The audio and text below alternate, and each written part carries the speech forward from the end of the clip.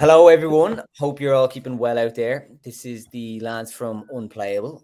I'm Con, and I'm joined by Dave and Cooper, where we're going to do a special pod all to do with the sweepstakes for the Masters, which was designed by our very own Cooper Nolan from the pod and his good friend Ben Reynolds.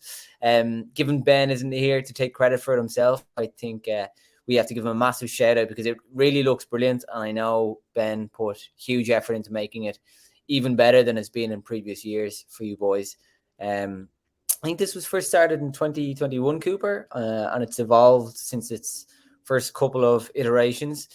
I think the number of participants have been in the thousands each year, and I believe, given how slick it looks this year, I'm sure it'll probably be the biggest year yet. Sweeps.io is where you'll find it online, and the top prize is €3,000, with prizes being paid out all the way down to ninth position.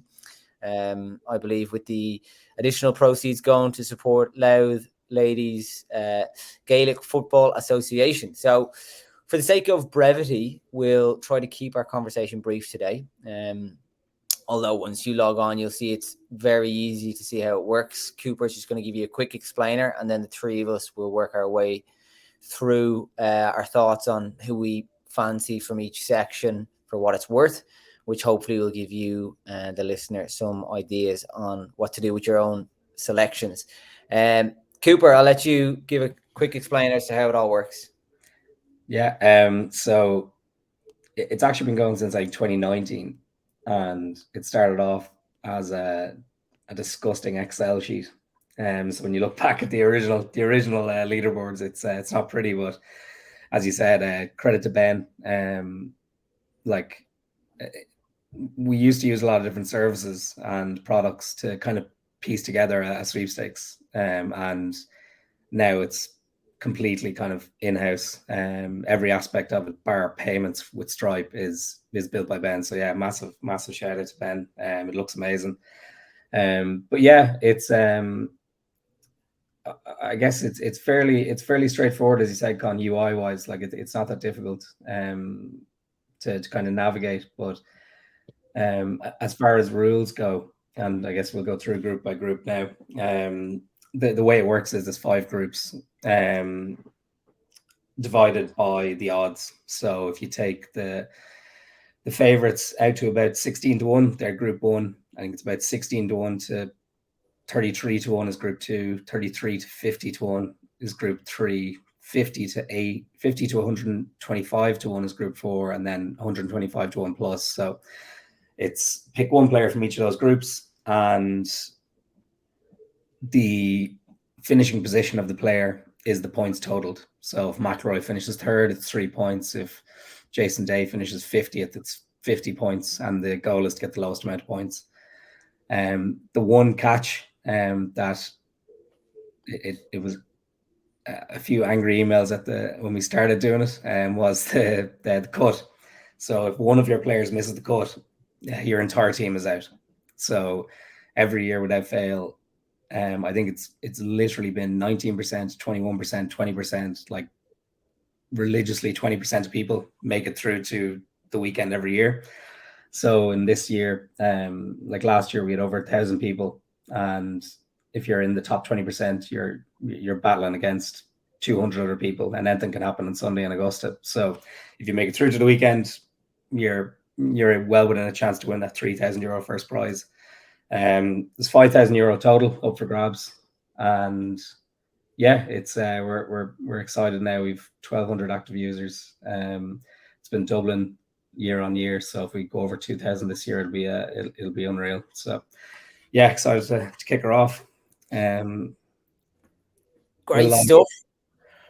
I think, as you said, Cooper, the main thing from my bloody experience of doing it in previous years is getting five lads that are actually going to make the cut is pretty hard. It's all well and good picking a couple of lads that are top 10. It's all about getting your lower ranked boys into the yeah, weekend. yeah, like we'll get into it now, but like round one, or sorry, group one, I think there's usually a few disappointments. So big guys missing cuts. But the real kind of the winners every year, without doubt, have picked a group five guy, 125 to 1, 150 to 1. That's in the top 10. Like that's where you make the money here. So as we dig into the later groups, that's where the money is made. Lovely job. Well, do you want to pop up your screen there, Cooper, and we'll work through the 5 groups one by one. So group 1, Dave, this is a group with heavy hitters. You're talking Scheffler, Rory, Spieth, Rahm, all the favorites. I mean, you could make a case for any of them.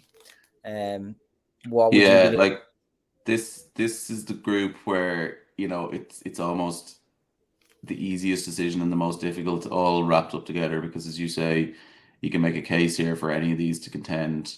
I think it's very hard, because there's such heavy hitters in this group, it's very hard for me just to go further down the list than the top 3, McIlroy, Scheffler and Rahm. I think I'll certainly be leaning towards picking one of the big 3 here when I have the opportunity. I think all 3 of them have been in excellent form all year. Scotty's obviously defending champion.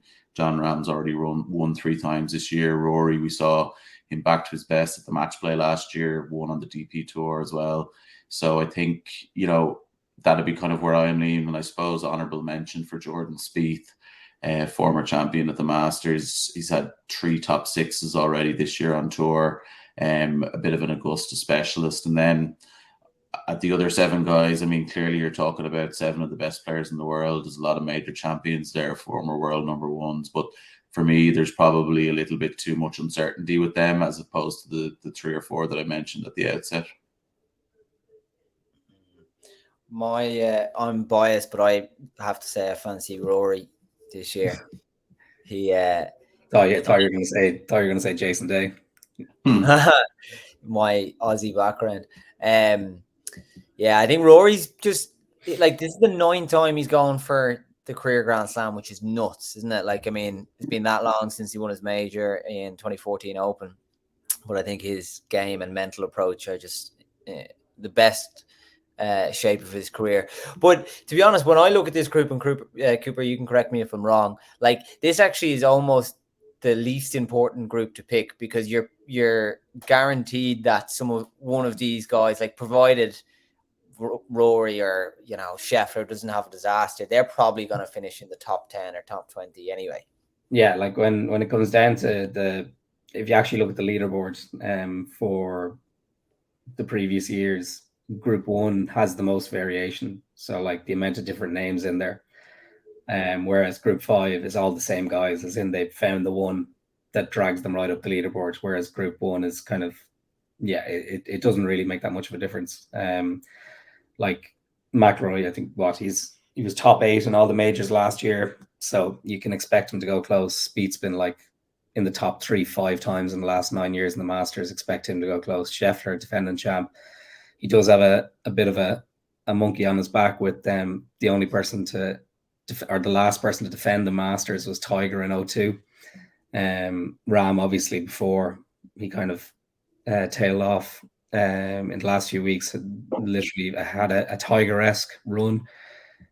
Day's playing unbelievable as well. But, like, yeah, as you said, these guys should be in and around the top 10, top 20. So the point variation is relatively low when you compare it to the other groups. Cool. Will we have a look at Group 2 then? And something else that's cool, just a little feature there for anyone who's looking at this while they're listening to us. You click on any of these players, and you can see all these stats pop up on them, which is pretty useful. So you can see their odds and all that. Yeah, we're pulling that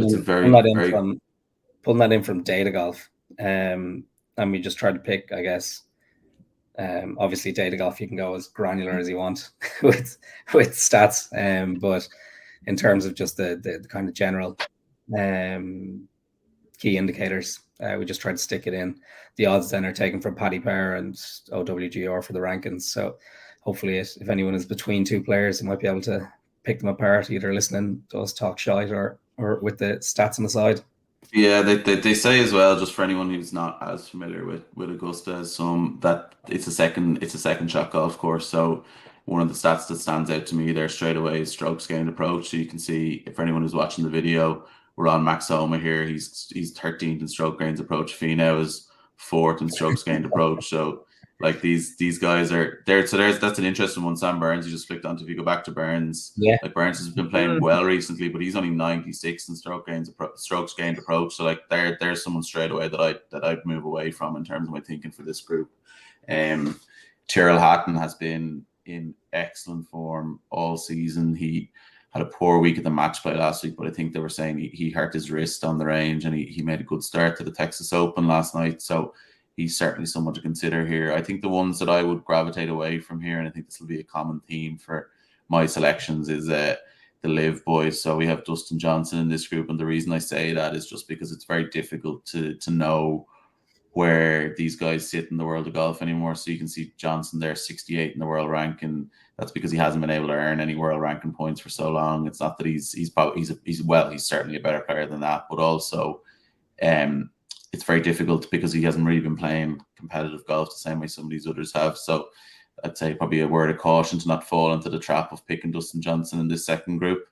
But there are some players who have been blowing hot and cold here for me. So this is actually quite a difficult one. So I think this is one where I'd probably rely on the stats and look at the likes of Finau and Homa with excellent stroke gains approach stats and kind of just go down that route with it.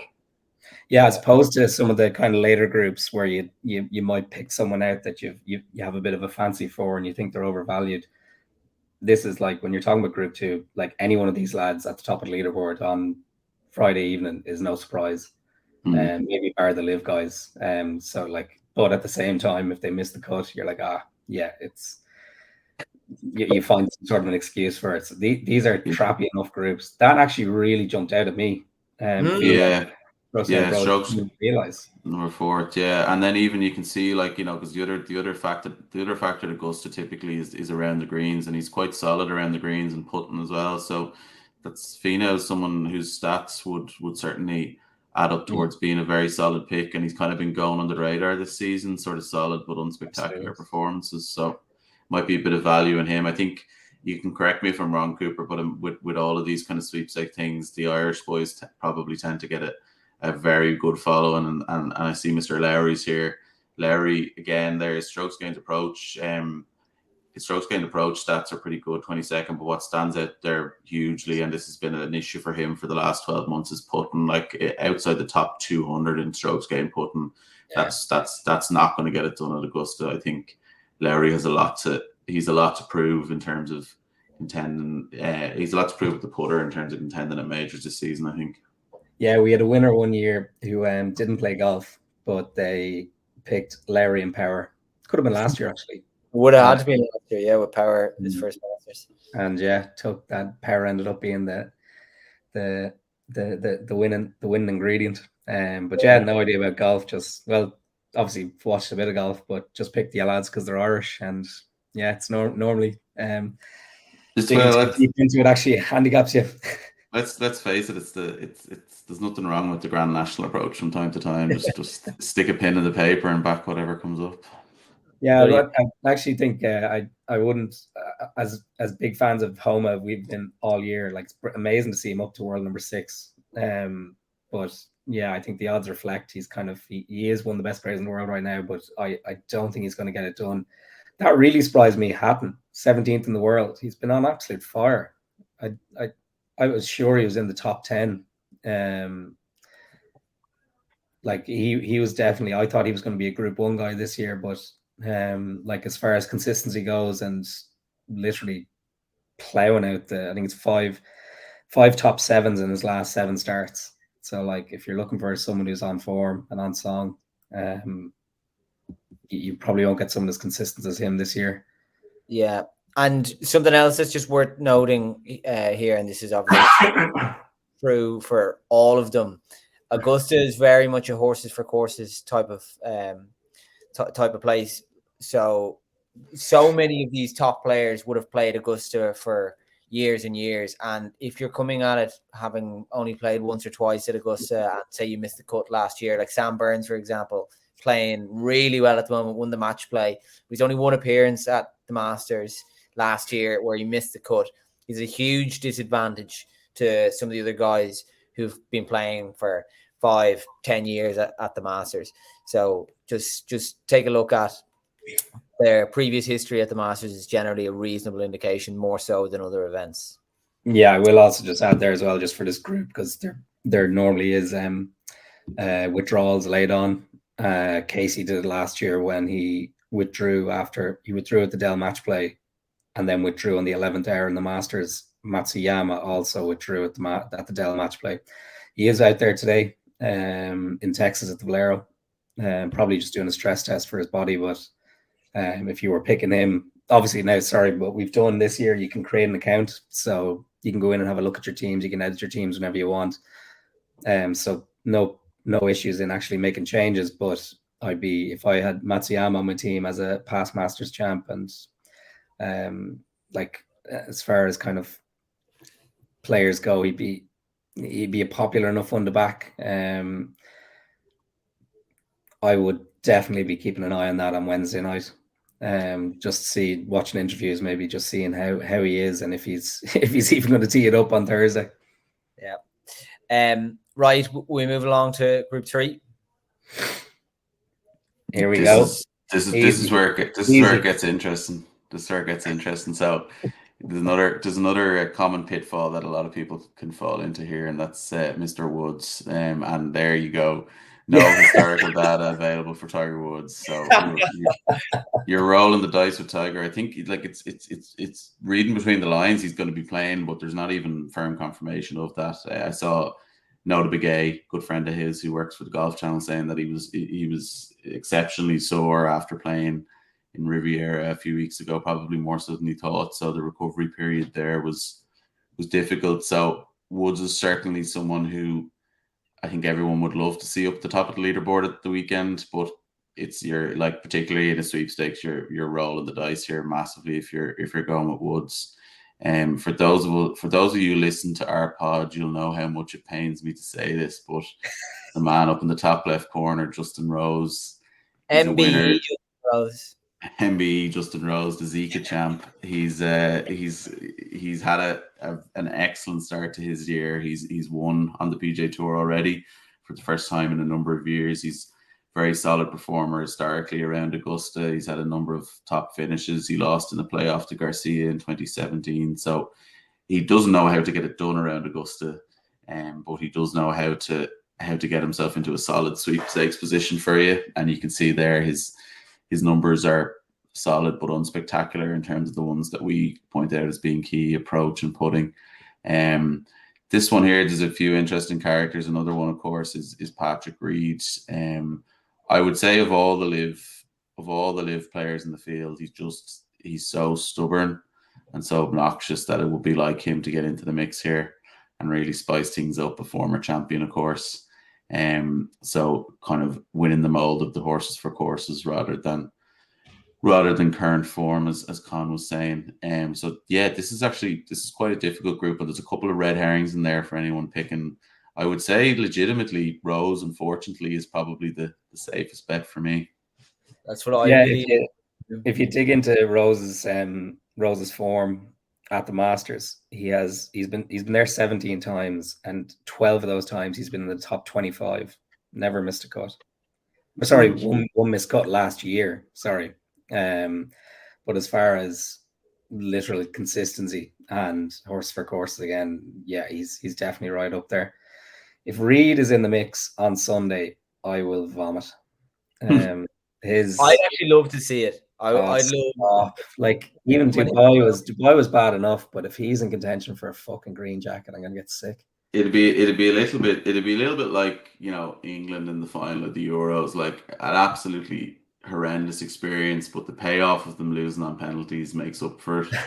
So it'd be a little bit like, Reed contending on Sunday would be difficult to swallow, but if he did make a mess of it, and Rory for example, was to get in ahead of him, it would be very, very sweet. But sorry, I think I was just going to say, I think, as I said, my approach to the sweepstakes at least is going to be just avoid live, because there's just too much uncertainty around it. But I think Reed is probably one of the better shouts for anyone who wants to go down the Saudi route. Yeah, I was just watching a video. Adam Scott, I think he did a podcast. It could have been the 4 Play Pod or someone like that.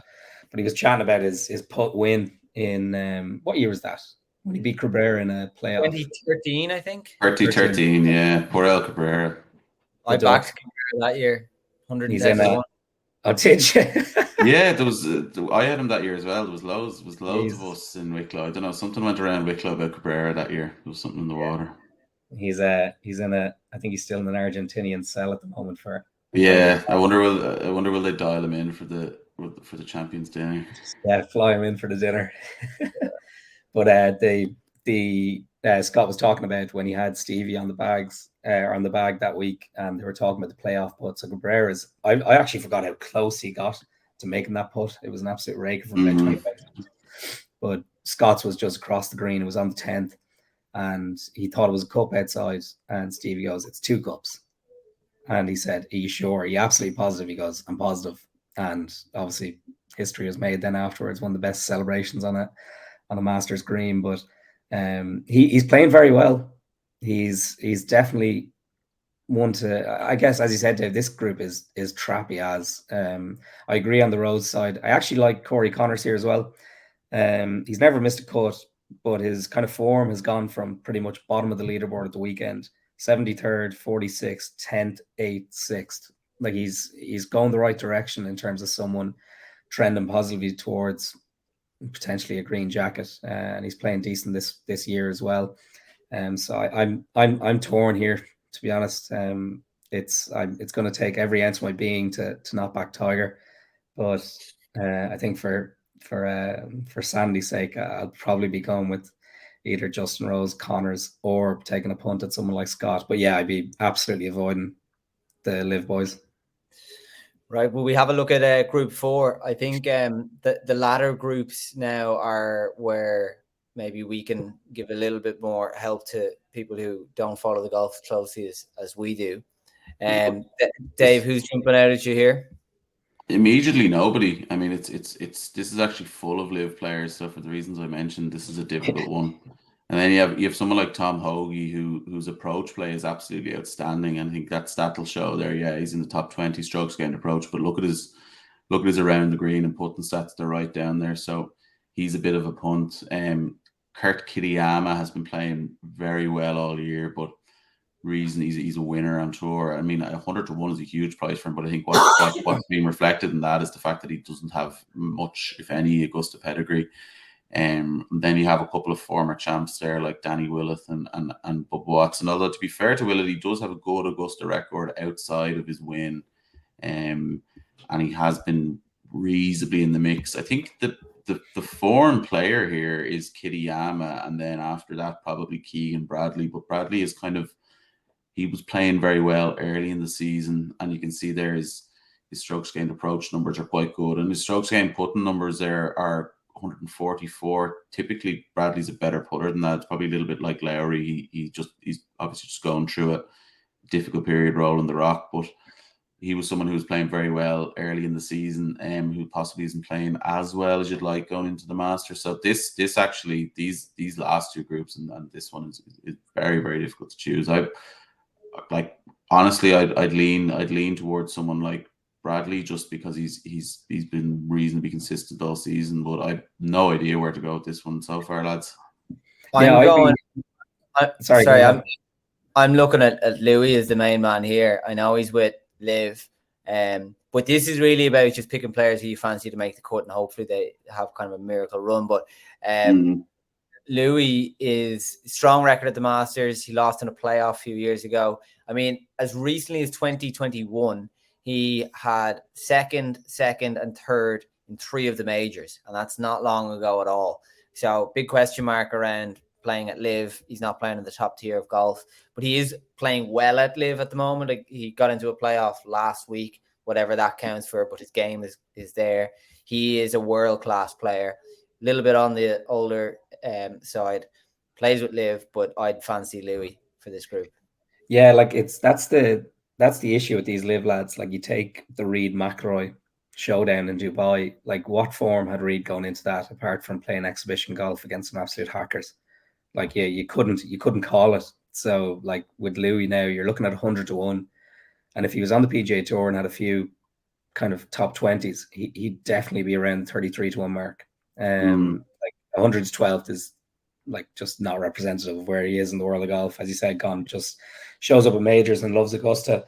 I would on the Bradley side, he just hates Augusta. I think I was looking at him because I was tempted to back him last week or 2 weeks ago, and I just couldn't do it.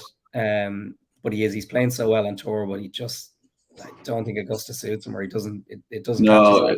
He's certainly not one that I'd be expecting to contend, but it's just like Con said, you know, someone who's playing well, get him over the line, making the cut. Yeah, but exactly.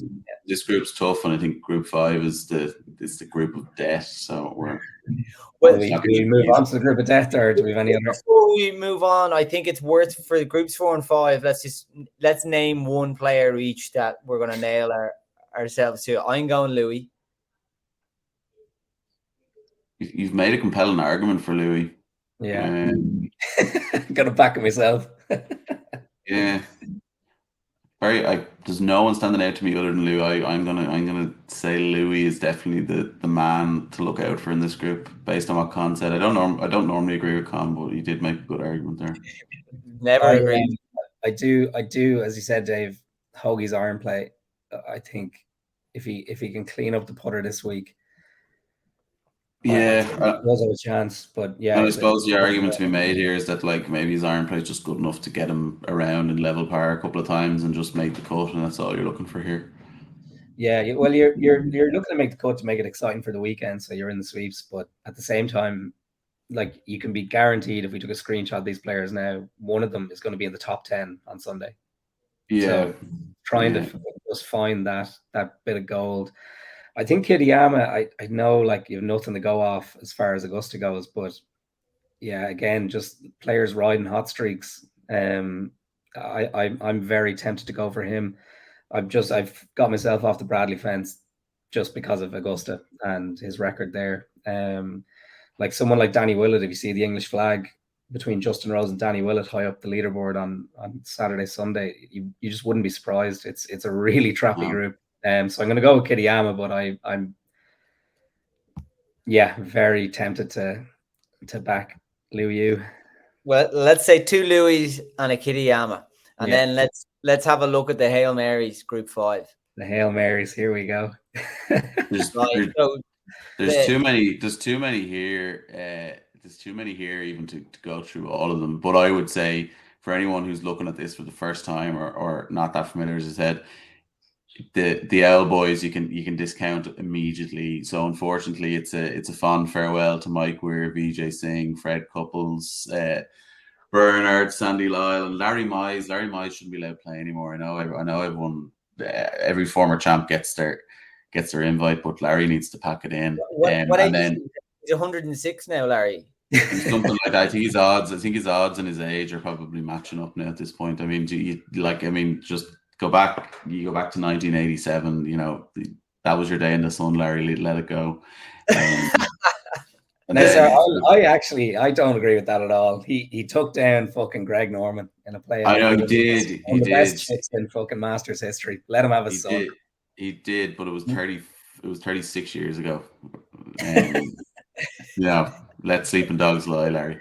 I'd love to see the data in Paddy Power or any of the betting sites. Who the fuck is backing Larry Mize? Because he should be 100,000 to 1. Yeah, backing 1,000 to 1 indicates that there's some people actually putting money on. I'd say 1,000 to 1 to make the cut would genuinely be more accurate. Right, for the sake of brevity, will we pick 2 guys each here who we fancy? And I think we all know who's going to be the most popular man in this group.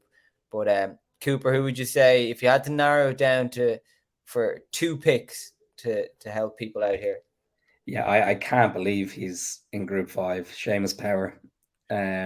I genuinely think with about 80% of the players in the sweeps normally Irish, I'd say it's going to be a similar number for people picking Power in the last group. He's only been here once, top 30. He hasn't had as good a year this year as he had last year, but the ability is there. He's gone around Augusta before. He knows the track now. He's had a good look at it. He's going to do, well, hopefully a practice round with Harrington next week if Harrington manages to win a Valero. But I think he's crazy overvalued. I honestly thought, because we kind of refreshed the odds on last night, so like as in just before the off, in case there was any changes or whatever. And I genuinely thought he was going to be about 80-1 and move up to like group 3, if not, or 4, if not 3. But yeah, he's going to be a popular pick. So yeah, Power is the obvious one. The other one for me is Horschel. Like, he's never missed a cut here, and he's just a steady Eddie in terms of making the cut, and that's really all you want from one of these Group 5 guys. The only issue with it is his best finishes 17th. So he's never been in contention really, but he's never missed a cut in a good few years. So as far as making the cut and getting involved in the weekend, I'd be backing Power and Horschel. There's a few others there that kind of pique interest. Kevin Na is always good around Augusta. Alex Noren is having a good year. I don't think he's ever really played well in the Masters. Ryan Fox is an interesting one. DP World Tour, absolute front runner. But again, historical fucking data isn't there to back anything you up. And hopefully Taylor Gooch shoots 28 over. But yeah, I'm going to stick with Power and Horschel. Cool. Yeah, it's very hard to argue with either of those. Certainly two I'll be taking under consideration, I suppose, just to add a bit more to the mix is you can see Chris Kirk there. He's a winner on tour this season. He won at the Honda Classic. Francesco Molinari, a man who people always forget that in the midst of Tiger winning in 2019, which was the story, Molinari unfortunately more or less gave it to him as well. So there is a lot of scar tissue for Molinari at Augusta, but also getting into contention that time proves that he can play well there, and he's been solid, if not like unspectacular this season. So, as you say, you're just looking for someone to make the cut here. I suppose I discounted the AL lads. You can also discount the amateurs for the purposes of this. You can see Matthew McLean there, the Irish man who hopefully will be making the cut, but certainly not someone that you'd be thrown into a sweepstakes. So yeah, I think Power and Horschel are good shouts, and then I just give consideration to the likes of Molinari and Kirk. Basically, anyone who's got any sort of form or consistency this year that isn't a geriatric or an amateur is kind of what you want to be looking out for here. Bit of Freddie Couples first round leader. Freddie Couples first round leader. That was the bet. That was the bet 15 years ago. I mean, Couples, I could watch him hit a golf ball all day. Just the ball just gets in the way of the swing, but I'm not going to be throwing him into my sweep. I actually remember one year, because this Group 5 is obviously enormous, so we'd normally we'd leave the old guys and the amateurs out and try and keep it to like below 500-1. And we got a request in. I can't select Bernard Langer for Group 5. So I'd say obviously everyone won't be picked, but yeah, if you're trying to look for someone here, yeah, you have to avoid anyone bar Tiger without historical data. And obviously the amateurs as well. The amateurs could show up, you never know, but highly unlikely. But yeah, it'd be active players on the PGA Tour, potentially DP World Tour, and if they've any sort of course form before, even Schwartzel there. Like, there's a few past champions here in Group 4 and 5 that, like, past champion indicates they fucking know the way around Augusta. So if that's what you're looking for in Group 5, just to make it into the weekend, it wouldn't be a bad shout. For me, it's the two boys that you mentioned previously. Horschel and Power were the two that I had earmarked before we jumped on. Garcia won here in 2017, but we haven't seen much of him now since he's gone off to live. So, yeah, I think keeping things simple, I would be looking at Seamus Power and Billy Horschel. And then, yeah, avoid, as Dave very eloquently put, the geriatrics and the amateurs, cast them aside, and you can narrow your selection. Right, hopefully that was useful for. I will try in as well, Con. Just finally, when you've picked your team, you will jump into a tiebreaker. So very rarely two people pick the same teams. If they do, they normally don't do very well because they're mostly favorites. But if two teams end up on the same amount of points, there is a tiebreaker. So whatever the winning score is going to be at Augusta, say 15 under. If you're on the same points and you have 15, the winning score is 15, and the other person on the same points is 13, you win. if the winning score is 14, you have 15, and the other person has 13, it will drip into like a back nine kind of scenario where the highest finisher from group 1 will determine it, highest finisher from group 2, and so on. So it's the only, bar hopefully picking the winner out of group 1, it's the only other instance where group 1 actually becomes important. If it's a tiebreaker, that can't be split by the tiebreaker. The entering your details then is very quick and simple. And once you have actually logged in, you'll get access to your dashboard where you'll be able to enter again if you want, but also kind of dig into your teams and make edits to them. So if you do want to change one guy because you hear a bad interview on Wednesday evening, you can jump in whenever you want to make a change, and the leaderboard will be live on Wednesday night. So yeah, that's about it. Any loud GA players out there, you're very welcome to enter your club. The highest amount of entries from a club will win a bag of footballs, so there's an incentive there as well. And we'll just have some data as well in terms of who people are picking. Normally, yes, that probably won't be wrong. That won't be far off power 56%, but just some data there to show you where the crowd are thinking if you're split between any players. But yeah, that's it. Great. Thanks a million for that, Cooper. Cheers, Dave. Hopefully that was useful for you guys, and best of luck with the sweeps in the Masters.